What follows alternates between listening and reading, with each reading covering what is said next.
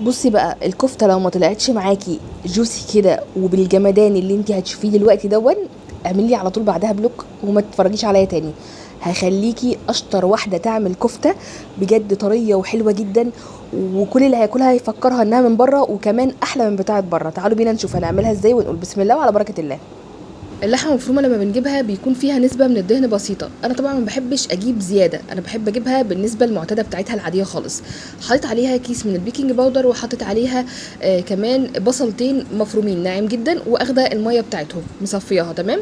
بعد كده حطيت على البصل ملح وفلفل اسود وبهارات كفته بتيجي من عند العطار.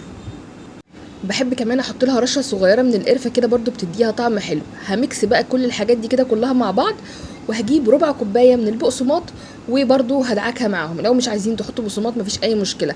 انا كمان بحب احط فيها بقدونس مفروم ناعم، بيديها طعم حلو جدا جدا.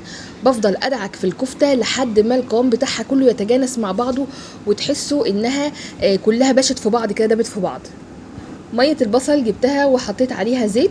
انا طبعا بتبل الكفته من قبلها بيوم، تاني يوم بحب ان انا اسويها، يعني بحطها يوم كده في التلاجة تكون متبله عشان تاخد وتدي في التتبيله كده ويبقى طعمها حلو جدا.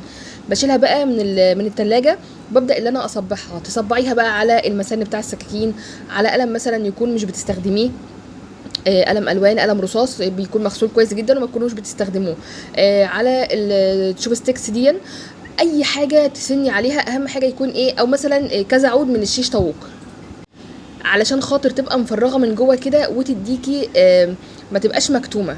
طبعا لو عندك شوايه هيبقى حلو جدا، لو ما عندكيش شوايه زي كده بحطها في الصاجات وبدخلها الفرن.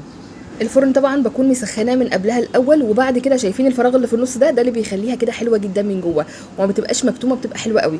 الفرن طبعا يبقى سخن الاول، وبعد كده اول ما بدخل فيه الكفته بخليها وسط النار تمام.